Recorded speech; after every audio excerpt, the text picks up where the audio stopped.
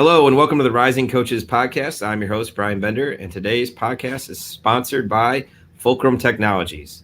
Fulcrum Tech is a video software editing system similar to or comparable to Sports Code or Exos Tech. A major benefit, though, is you can do it for a fraction of the cost, and it's the cheapest video software on the market. Visit fulcrumtech.com. That's no H in Fulcrum Tech for more information. Also, if you're not already a member and are interested in joining the largest coaching tree in basketball, visit risingcoaches.com to sign up today. You will build genuine relationships with other coaches, have access to amazing content and resources that will allow you to master your craft, expand your network, and see job opportunities on our member site that you won't see posted anywhere else. For more information, visit risingcoaches.com. All right, today's special guest is Coach Corry Black. He is currently the AD and head men's basketball coach at St. Anne-Pacelli Catholic School in Columbus, Georgia. He's also the owner of CB Hoops and co-director of JucoReport.com. Coach, I'm exhausted reading that right there. How are you doing, sir? Yeah, doing good, Ron. How you doing, man? Appreciate you having me on. No problem. Thanks for taking the time. I know you're an extremely busy man. You got all these titles. You got 10 different titles on to your name. You know, tell me a little bit about how you earned all these titles. Like, give us a little background on yourself, a little bit. Why are you on this podcast, man? How did you get to this point? I don't know how I got on this podcast. Maybe I ran out of food fast. Not sure, man. I had a journey, man, originally from Tifton, Georgia. Went to Tifton County High School. Had one opportunity out of high school, and that was go to Southern Union in Wiley, Alabama. Went to Southern Union at 5'9", 2 guard that ran cross country. So I ran cross country at Southern Union. Thought I was going to make the basketball team. It never happened. But the coach, I was grateful for Coach Radford. He gave me an opportunity just to be a team manager and help him coach. I did that for 2 years. And we won 2 state championships over at Southern Union. And I got blessed to go to Columbus State and do the same thing, run cross country and help Columbus State and get my start in the coaching. And I started at Columbus State from the bottom, moved up from the video to the student assistant to the top assistant at Columbus State, and coached at Columbus State for about 6 years. Did that, and I had a vision of, wanting to do showcases and running my own thing and just trying to help more kids. So when I was at Columbus State, where you recruit your 12 to 15 kids, that's all you got. I had a vision of wanting to recruit hundreds of kids and help them and let them find places to go to play at. So I decided to do CB Hoops and start doing my junior college jamborees. Just did my first Juco jamboree in 2008, had 8 teams at Columbus State. And I just been building my Juco jamborees and CB Hoops, holding unsigned showcases and just building it. And I kept doing it, and I then built it up, and I got back into high school and did some discipline stuff on the education side. And 5 years ago, I came back over here. They hired me at Pacelli to coach basketball. I just wanted to do it on the side and did it, and I became the AD over here. So that's where I'm at now. Still running CB Hoops, doing Juco Report, and being athletic director here at St. Anne-Pacelli. Sounds like a busy man. Love the journey and the path that you've taken. What are you working on this week? I know you've got a lot of things going on. I know we're coming to your jamboree this weekend at Southwest Mississippi Community College. So tell me about how you go about building a jamboree. How do you get these prep schools in there? How do you choose the teams? How do you determine JUCO's scheduling? Like, how does that all go down? Give me the behind the scenes look. It's crazy, Brian. And I tell you, I got a little behind this year on it. I was so busy here doing my AD duties here at Pacelli that I looked up. It was August, September, and I was like, "Whoa, I got to get this jamboree. I got to get a facility. I got to figure out where I want to do it." I really tried to. I had it at Lake Point 2 years ago, a year ago. 2 years ago, we didn't have a jamboree, and it was really big. Had a lot of teams, had men and women, had 100 teams. It was really good event, big event, really good. So many courts are so big, the college coaches can't get that many folks, But my dream was always to have these jamborees on Division II campuses, JUCO campuses, where those campuses don't get a lot of love. So I always wanted to do one at West Georgia. So I contacted West Georgia. We made it happen. They got a really nice facility. And when it comes to getting teams, I just send out texts, send out emails, invite coaches. And I turn a lot away. And I try to let and that's when I got 38 teams coming. So I got my right hand man is Daniel Bowles. He does all the scheduling. He's a beast. Got Chris Watkins also helping me with some logistic stuff. So we got a little 3-man team right here to try to keep it all together. We all teach too every day, so we're not like some people that all they can do is just focus on the Juco Jamboree. I got a Juco Jamboree email I need to send right now to some folks that ain't handled their business yet. But we do it as a little 3-man team, and it works out. It goes pretty good. That's awesome. Well, we're excited to get there this weekend and compete, and you gave us a really good schedule, so I'm excited about it to showcase our guys and do different things. Now, you also mentioned, your JucoReport.com, and it has like a scouting service part to it. How do you go about gaining respect and credibility? And, you've mastered your craft in different ways, but how do you continue to keep that respect up? And what makes your JucoReport.com different or more unique compared to other services?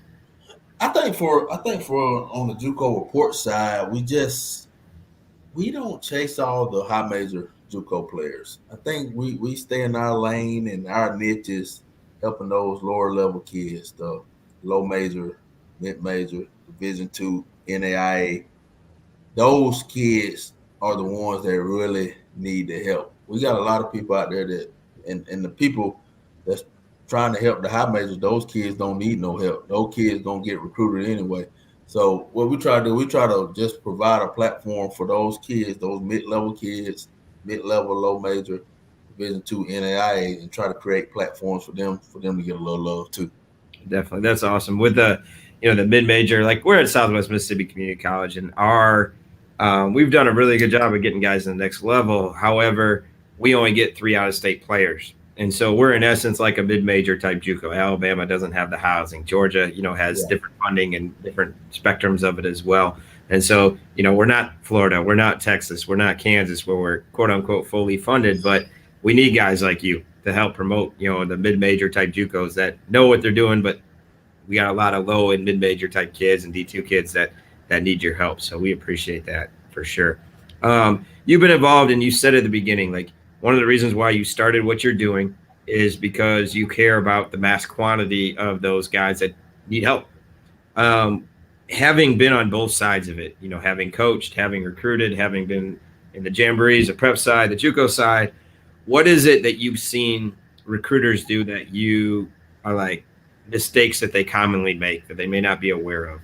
And then on the other side of it, what are some of the things that you've seen in recruiting that you're like, more people need to be doing this? And hey, with that, like, hey, who are some guys that you've kind of noticed that are big time recruiters that are at not the high major level, that are on ESPN and 5 stars, but guys that can really evaluate? What have you kind of seen from a recruiting standpoint? Yeah, I think a couple of things. Recruiters, some of them never figure out who has the juice when they're recruiting. I think they recruit a kid, and they never figure out who's got the juice with that kid, who controlling that kid. They'll talk to this person, they'll talk to that person, they'll talk to the college, they'll talk to the college coach, they'll talk to the auntie, they'll talk to the grandmother.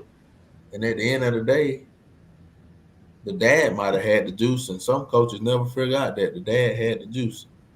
So I think that's one mistake they do. I think when it comes to recruiters recruiting the coaches, recruiting kids to the coaches, I don't think that some recruiters build those authentic relationships like they should. I think some coaches only call coaches when they need something. You may not have a player that can play at a mid-major school this year, but that don't mean that mid-major coach shouldn't reach out to Coach Bender and say, hey, how you doing? Everything going good? Because the next year you may have one, and it's going to be hard for that coach to call you and say, I want to talk. Well, I didn't talk to you in 2 years, coach, since you took my player. So I just think coaches got to do a better job of figuring out who got the juice, and also just building those relationships when I just don't need to call coach when he got a player. What about from the some of the coaches?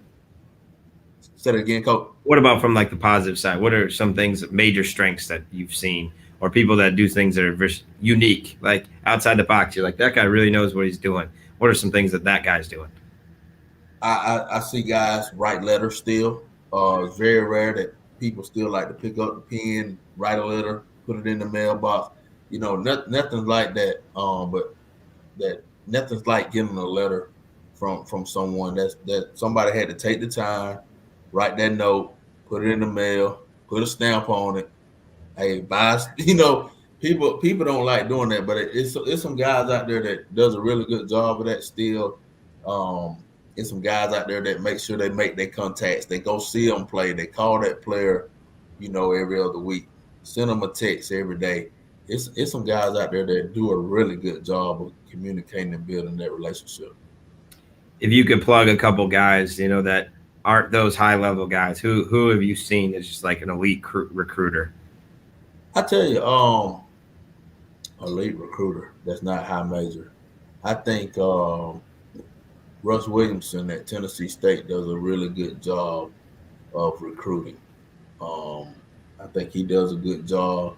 I think Cabral Huff, that coaches at the NAIA, I think he does a really good job of recruiting. Tim Kaine at Murray State, I think he does a really good job of recruiting. Those are the names. There's tons out there. Those three names come to me off the top, not even thinking about it. Those guys do a really good job of recruiting. That's awesome. Yeah, I know all three of those guys personally. Tim actually texted me this morning. Russ was a plug to hire the assistant that I just hired, Darius Tomlin.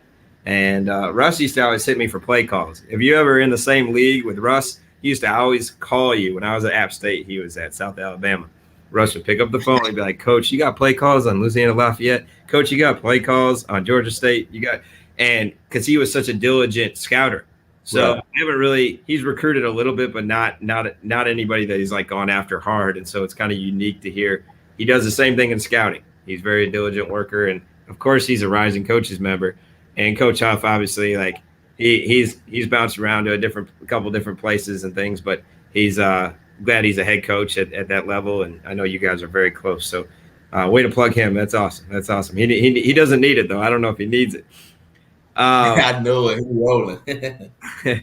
Good. So you're a very busy man in coaching. One of the things, especially the higher you go up in terms of being a head coach or changing that title, your time management skills have to increase because there's thousands of things that come across your desk every day. And, even tonight, like you had a parent in your office or on the phone, like how do you manage all this stuff? How do you manage your time? What things do you do daily to maximize your time, get more time, prioritize those types of things? Well, I think the first thing I do, I try to wake up really early. I try to wake up at 4 a.m., 3 o'clock, sometimes 3 a.m., 4 o'clock. I got to get a head start on some of these guys. I got so many moving pieces. So for me, being an athletic director, also being a basketball coach, we work out every morning at 7 a.m. So I need to wake up at 4 a.m. I need to get a workout in. I need to get my devotional in. I need to do all those things to get my mind ready to win the day. I need to send out some early emails so people have them right when they get up. Send out some early texts. I text really early too. So I try to work ahead in the day, because, 6 a.m., 25% of the day is already over with. So if I'm waking up at 6 a.m., I ain't got 75% the rest of the day to get some work done. So I try to wake up earlier. I try to just map my day out and just build my little task list and just cross them off. And I try to go to sleep when I'm done, at least take a nap anyway. I don't try to sleep. I don't sleep a whole lot, but take a nap and get back up and let's get to it. Love the grind. They say, a lot of people say that word grind, but if you love what you're doing, I don't know if it's really truly a grind. And I know you're a passionate guy about that. Yeah. I think people say it's an overused word. I'm not sure if it's an overused word or not, but I think grinding is an okay word. It's, I don't know, maybe I've been grinding all day. Yep. Whatever that means, but I'm having fun doing it, so it's not a bad word to me. Yep, they don't even know what time we're doing this podcast, so who knows? Hey, One of the things I've learned working with different leadership coaches and reading and things, going along with that time management piece, is being present, being where your feet are, not being distracted by things on your phone or different things. How have you found when you have so many things to do to give, a parent that attention, a kid that attention, your family an attention? Like, how do you stay present?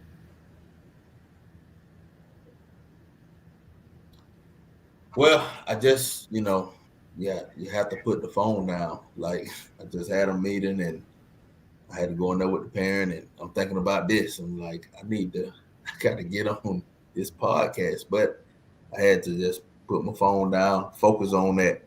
Get home, I got a 12-year-old daughter. I need to put my phone down, focus on her. I just try to, just wherever I'm at, whatever my mind is, I just try to focus on and try not to have distractions. With these phones, it's hard. It's hard not to get distracted with phones nowadays. This thing right here constantly rings, especially on a week like this week. Hosting one of the best Juco jamborees in the country. This phone rings all day, so it's just all about being focused and staying in tune and with every test that I'm trying to knock down. That's awesome. Yeah, I think that's really important. And you mentioned your daughter, like that's the ultimate thing. I just became a parent in the last year, and it's been a blast. But trying to be present when you're home and breaking up that day, and the few hours that you do get with them to try and make the greatest impact. You being an AD, so this is a Rising Coaches podcast. We do have a Rising AD deal as well. Walk us through like hiring a coach. What do you kind of value most, and what are some of your favorite questions in the interview process when hiring a coach? And I mean, you're relatively new AD, but I don't know how many head coaches you've been able to hire. But walk me through that.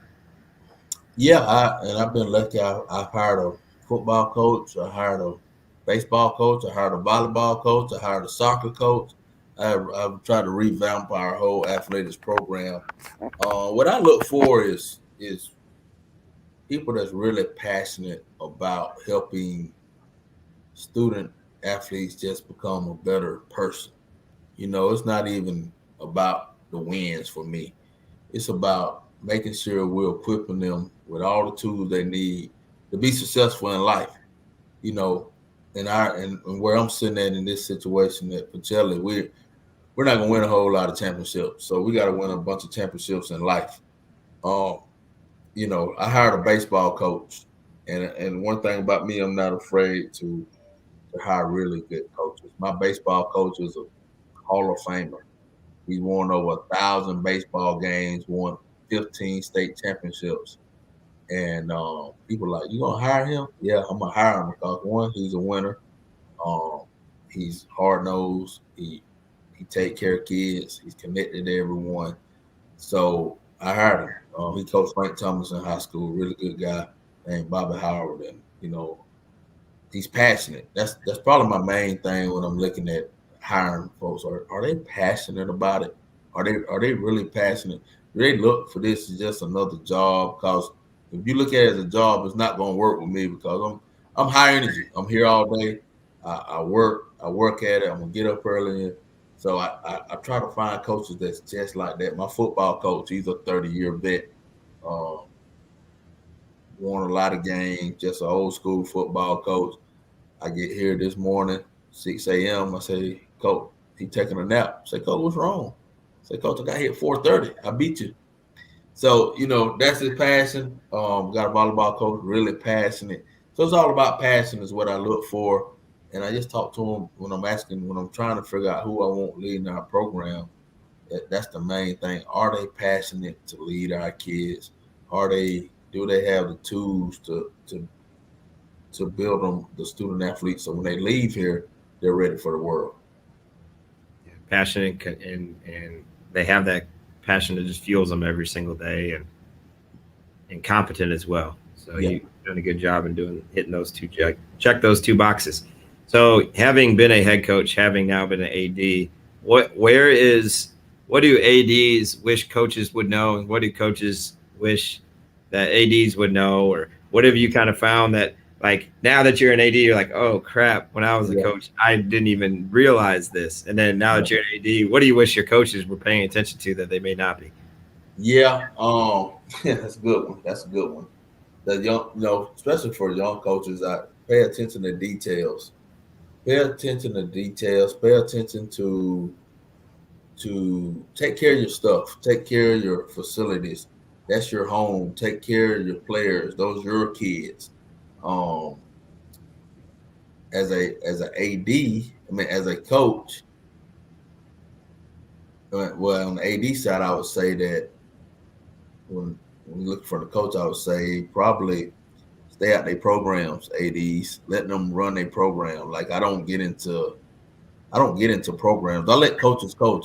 When I hire a coach to lead the program, I let them lead it. I don't do parent meetings. I don't do unless it really, really bad, I step in, but I'm not coming to your practices. If I'm coming to your practices, I'm coming there to really see how you do things. I'm trying to learn something from my coaches. So from a coach to AD, ADs, let them lead it, let them run it, stay out of it, and let them grow and learn. That's the main thing. Yeah, growth is huge. Growth is huge, and having your coaches back, as an Yeah, AD, that's always yeah, the most important thing. And I didn't think about the facility part, but it's your baby. Your players are your baby. yeah. Your Your players, your baby, your gym is your facility. baby. Your locker room is your baby. Take care of it Yes, take like it's care your of it. own, and have some pride and ownership in it. That's awesome. Yeah, So if anyone that knows you, you could tell already you're a passionate guy, and they know you, and I know you're a part of, and it holds true to your heart. A couple organizations, the Minority Coaches Association of Georgia, the Embrace This organization. You're one of the founding members of. Talk to us a little bit about that, and especially over the last couple of years of why you find that so important, and what would you tell a guy like myself, who's a JUCO coach in Mississippi, who obviously I'm a white guy. What would you tell me? What would you advise me on? Going through what our country's going through, and it's not talked about as much as it was a year and a half ago. But how do we continue that trending in the right direction? yeah. Yeah. Minority Coaches of Georgia. Just an organization with, and you use the word minority, but we got all coaches, black, white, Indian, whatever. We got all kind of coaches in it. Just Minority Coaches of Georgia. So that organization and Embrace Us, which is loaded with all people. Um, Brian, I think the first thing we got to do, and you just hit it on the head, we got to keep the conversation going. We got to keep the conversation going about the things that's going on. Nobody wants to do because COVID's still here, even though everybody acting like it's not. But COVID is still here. But when COVID when COVID stopped us, everybody wanted to talk about all the stuff going on. Now everybody back to work, everybody back playing games. You don't hear anything about it. And I think that's one of the problems is until something else happens, we have a big crazy, somebody get shot, somebody get killed. That's when everybody come back in a big uproar. Instead of us trying to figure out ways right now to keep that conversation going and keep trying to merge everybody and connect everybody to just try to get over the hump. And I think that's why Embrace Us, uh, Rising Coaches, all those are really good things because it involves everyone. It involves all races. I just think we all got to just continue to keep thriving and keep the conversation going on some of the issues we got going on in this world. For sure, very important. And Rising Coaches, we have our DEI alliance that is passionate, especially for our CEO Adam Gordon. He talks about it all the time. We meet constantly, and he's always bringing that up of how important it is to the core values of our organization, Rising Coaches. The development piece, but the community and the relationship aspect. Bringing everybody together, being one family, having each other's back. I think that's powerful, and we can't forget about it. So kind of in conclusion here, what's kind of the end goal for Corry Black? What are we going to see? What other 1,000 titles you're going to be wearing here the next decade? What's kind of the end goal? I know you've really enjoyed what you're doing, and I know you enjoy being head coach and an AD. How do you continue to grow and develop? You said watching practices and things, being on podcasts, stuff like that. But, how do you keep it going, and how do you not burn out, working nonstop? Yeah, you don't burn out because the way you don't burn out is remember your passion. Remember why you're doing it. You always have to go back to that. You always have to look over there to why, and that's what's gonna keep you going. Your why. You're not gonna burn out. You got a why. I got one. So I'm not worried about burning out. What's next, man? I don't know, man. I love what I'm doing right now. I don't know, man. I just keep building what I'm building here at St. Anne-Pacelli. Keep trying to make the CB Hoops, Juco reports, and man, just try to keep helping more kids. Because one thing I have noticed is that kids keep coming. This cycle of kids keep coming. It's gonna be another graduating class. It's gonna be more Juco kids. It ain't like it just stop. It just keeps going and keep trying to find ways to get creative to help them because we're in different recruiting times now. So you gotta do something different, man. I'm so fired up to have that Juco Jamboree prep team Jamboree coming back this weekend to give our kids an opportunity to play in front of coaches, man. To give them opportunity. That's what keeps me going. Is these kids have an opportunity to get to the next level. We need more people like you, man. If anyone could say, like, a lot of people are like, "Oh, let me know how I can help." That's like a favorite line in coaching. Like, if someone were to genuinely ask you that, what would you say? Like, how can we help? Maybe someone just listened to this podcast, didn't know who Corry Black was, looked you up, found you on Twitter or whatnot. How can we help you? What is it that you need, so you don't have to work around the clock as much? I know you're passionate, you love it, but what can we do to help you, or how can we help grow what you're doing and other things and, all the stuff that you do that makes such a huge impact on not the little guys, but the guys that need help? Like, how can we help you? Like, how can we help you? Yeah, man, I think just keep spreading the word. Spread the word about the events. Tell coaches about the Juco Jamboree. Let them know, like, hey, Coach Corry Black having a Jamboree, got 38 teams over there. Because you'd be amazed of how many coaches after the event will say, I didn't know anything about that. And you'd be like, really? You didn't know about that Jamboree? So just spread the word. Spread the word about events. Because when you spread the word about events, that means more coaches coming out. That means more teams participating. That means more players getting looks. That means more kids having the chance to get to the next level to help themselves and their families and just have a really good life. Awesome. Well, I appreciate you. Any last closing words or remarks for the Rising Coaches people? Oh, man, I appreciate everything Rising Coaches is doing. Really a wonderful organization. I joined it probably 2-3 months ago, man. It's so much stuff on there, man. It's still one of the best kept secrets out there. People need to get on this Rising Coaches podcast and join it. Get on it. Really great people running it, man. I appreciate everything you do, Brian. I tell you this before I leave now. Juco coach, you need to do a clinic on organization. You one of the most organized Juco coaches I ever seen. Some folks need to take some notes from you. I really appreciate how organized you is, and that's a really undervalued trait that you probably don't get enough credit for. But and your graphics and how you just have did your whole program, it's really, really special, Brian. So keep up the good work on that, man, and I appreciate you. I appreciate it. Yeah, cut from the same cloth. We got to work for our people. At the end of the day, if you make it easy for your kids to get recruited, they're going to have a higher chance of getting recruited. And that's why, I think personally why we have 32 guys playing 4-year ball this year that leads the country at a little mid-major type Juco. So I'm going to keep doing my thing. I appreciate you and look forward to seeing you this weekend. And thanks for having us in the Jamboree and speaking with the Rising Coaches podcast today.